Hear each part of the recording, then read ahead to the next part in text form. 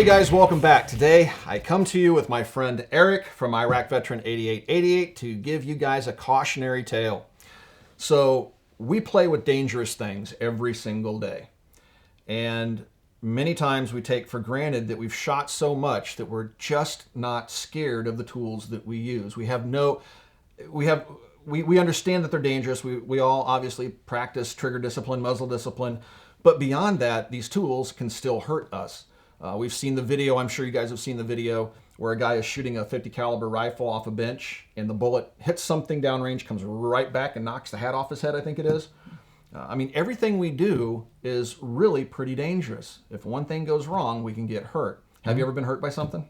Oh, yeah. Yeah, Right? I've been hurt by plenty of things on the range before, you know. I've had, you know, rounds ricochet back, and I've had all kind of things like that, jackets falling. I mean, it happens. That's why we wear eye pro and ear pro, and we try to protect ourselves.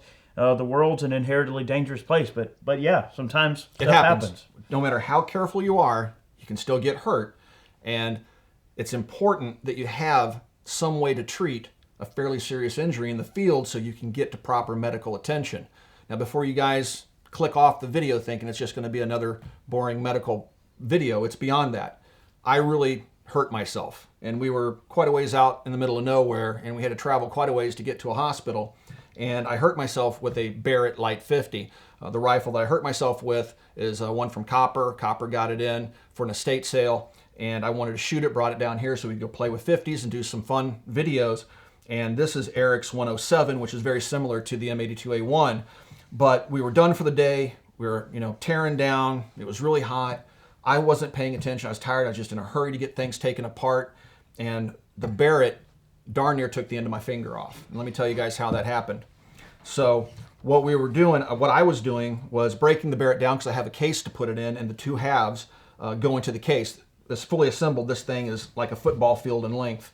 So he's going to grab you. And look at the size of this bolt. If that thing slams home on your finger, you're going to feel some pain. And this is just the lower assembly. Right. So I had taken the lower assembly off. And part of the disassembly method for this gun is this bracket right here that's under spring pressure. You see these two springs. This bracket must come out because this is part of its recoil system. I'm not going to push on it, but you can push on it. So you can see how the recoil system works, okay? That spring pulls the barrel back into its forward position, but you have to release this. It's knurled on the front, and typically just pull with your two fingers, pop the bracket off, this thing will snap forward. That in itself can bite you. But what I had done was really, really dumb. That function needs to be done with this assembly laying horizontally. I had it standing on end. All right, so I was holding it up pretty much straight up and down, and I had my hand, let me get it down here where the guys can see it. I had this finger right here, and I was pulling this bracket out. When it popped, this barrel comes all the way down, and this muzzle device will stop right here. Now, on this one has a slightly different muzzle device. On the original M82, it's an angled cut. And that cut, my finger right here, when that bracket popped, that barrel slid down and that angled cut hit the end of my finger and darn near took it off. That's a lot of mass. It is. That's a very heavy barrel. That's a 15-pound barrel or more. The barrel on that one's even heavier than this one, I would It is. Yeah, this is the 107 is the lighter version of the M82. And so that, and of course, guys, this is obviously some graphic material in here, but I put a warning at the beginning of the video. I want you guys to see what happened. Now, I wasn't going to die from this injury, but, had you taken a round off a steel plate, something like that, you need to be able to stop the bleeding. You need to be able to provide basic, immediate medical attention so you can get somebody to proper medical facilities. Well, John Lovell from Warrior Poet Society was out with us that day on the range, and he had a med kit on him, not in his truck, on him. And you guys were all looking a different direction. I was over on the shooting bench, and you guys heard the clack of steel and me go, ow! And then I started screaming a bunch of words. I think I was inventing cuss words at that moment. Yeah, there's some creative words I've never heard. And they're like, what happened? What happened? I said, I just chopped the end of my damn finger off, and it was pretty ugly. And so John immediately got gauze out. We wrapped it up. We got pressure on it. It was bleeding pretty good, but I wasn't going to bleed out from it. Anyway, we got the bleeding stopped. We got in the vehicle. Eric took me to the hospital, which that was pretty funny. And this is also something I guess maybe we should mention. How much of a chore was it just to get to an emergency room? It took a minute. Yeah, it's not just a quick thing. I mean, we took him to the local hospital here, and the ER was pretty packed. There was a lot of people in there. We first went to the urgent care because it was the closest.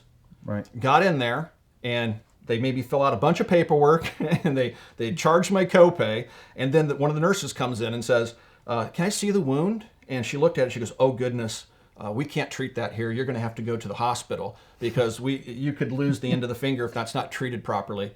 I'm like, great. So we wasted a half hour more there sitting in queue waiting to go in. And so then we had to drive even further to a hospital with a packed waiting room. But I'm going to tell you right now, guys, if you get hurt, travel with a celebrity.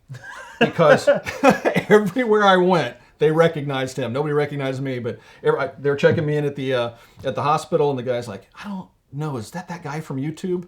I said, "Iraq veteran." He goes, "Yeah, is that him?" I said, "Yes, it is. Can I get this fixed?" And then I go in back, and they're taking some more information. And this guy's behind louvers, and he goes, "Is that Iraq veteran?" I said, "Yeah, it's him." Man, he started telling me his first AK story. It was really fun. So I don't think we got special treatment or anything, but we got in pretty quickly, and they sewed me up, and I'm going to show you all that stuff. That's part of the gore. But in the end, it was really cool that we had John there with his medical kit, and I want to show you guys what that medical kit looks like. All right, folks, this is the ankle EDC medical kit, and it's pretty awesome. The pouches on the outside are pleated so that the bulk passes to the outside rather than getting crushed into your ankle, because when it comes to EDC, what you don't want is all the stuff pushing in. If it's not comfortable, eventually you'll give up on it. The inside has this nice pad. It's really breathable, and it's antimicrobial as well, so you're not going to get the funk wearing it day in and day out. We're trying to combine medical and EDC, so I've got some secret compartments in here and some just things that I think dudes should be carrying around. So for instance, in the scissor pocket right here for the trauma shears to cut clothes off, I also have a Leatherman type tool. So I always want one of these. I just didn't have one because I didn't have anywhere I could put it in my Batman utility kind of belt for EDC. This is a, let's see, a 4-inch ETD, and then I've got a couple hyphen chest seals. In this pocket right here is some S-rolled gauze and a nasal pharyngeal for an airway, an NPA. In this one I have a cat tourniquet, and I've also got a decompression needle and some gloves that are good to go. So right there, that's basically a full IFAK that I can wear around my ankle with minimal bulk. In the side pockets right here, this opens up pretty discreet. You could own it and not even know it was there. It's a wallet, so if you imagine you're traveling overseas, you're just worried about getting mugs, you got credit cards, wallet, or money, anything you want in there. So pretty cool place to hide some cash. And then on this other one, I opted for some everyday carry items that were like lockpick sets, handcuff keys, some cordage, escape evasion kind of stuff, and a USB drive, because that's how I roll. Anyway, guys, these are available on the Warrior Poet Society website. Check it out. All right, so John had his kit. All right, and one thing we noticed there, what I noticed, I have a med kit that I keep in my truck behind the seat of my truck. It's just like a MOLLE attachment. I've got MOLLE seat covers on my truck, and I have a med kit attached to it. The time it took me to go to my truck and retrieve a roll of gauze, he already had the gauze out and on your finger. Yep. So it's just that much quicker. When it's on your person, it's there, it's available, it's ready.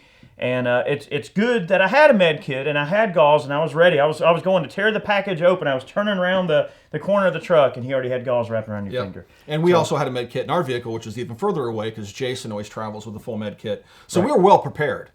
And that's the first time. I mean, I've taken rounds in the chest where jackets have gone in. I was able to pop it out like a zit and things like that. But I've never really had to have, proper dressings applied. So this was my first time, and it was a doozy. But it really drives home that point. I will never, ever, ever go to the range again without a med kit of some sort. You just never know what happened, I mean, firearms, just like many other things, can be inherently dangerous objects. I mean, if you do stupid things in your car, you can wreck your car and hurt yourself. Even, a good example is working on your vehicle. Okay, a jack stand pops out of the way, and all of a sudden now you've crushed your arm. I mean, things are heavy.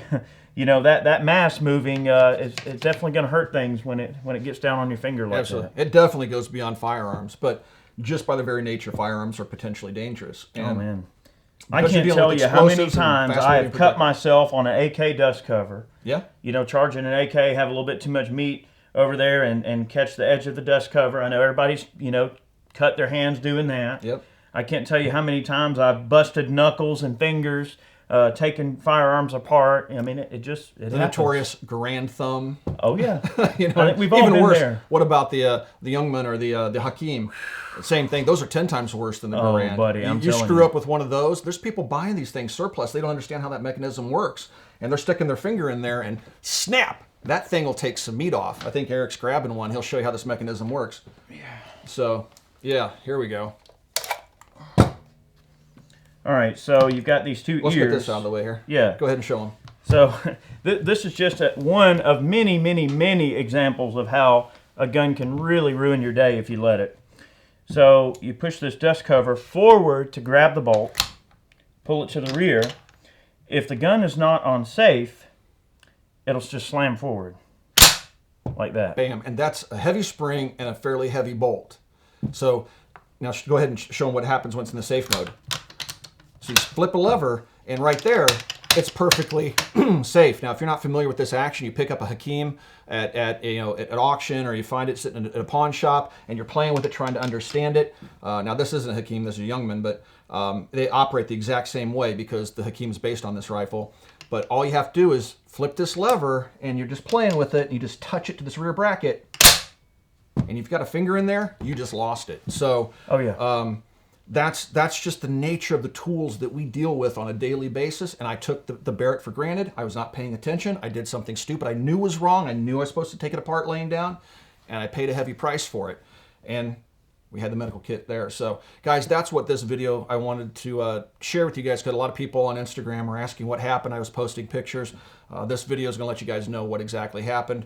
And, yeah, that's why I will never go to the range again without a med kit. Although we've pretty much the last few years, we've always had one. Any words of wisdom you like to share with the audience before we sign off? Well, you know, guys, I think it's just pretty cut and dry, you know. Just always look out for each other. You know, everyone's a safety when you're at the range. If you see something dangerous or something go wrong, call the range cold, get somebody help. Always make sure you have a plan, know where your hospital's at. I mean, it's pretty straightforward stuff. It wouldn't matter if we were river rafting. It wouldn't matter if we were riding around on go-karts or whatever, or motorcycles or ATVs. Accidents happen, right? So just make sure you always have a plan, and you're really not going to go wrong. I agree with that 100%. Guys, if you'd like to support us here at the Military Arms Channel, the best way to do that is to become a Patreon supporter. We do have a link down below. Follow that link. We are 100% viewer supported. Eric, how would you like to say a few words?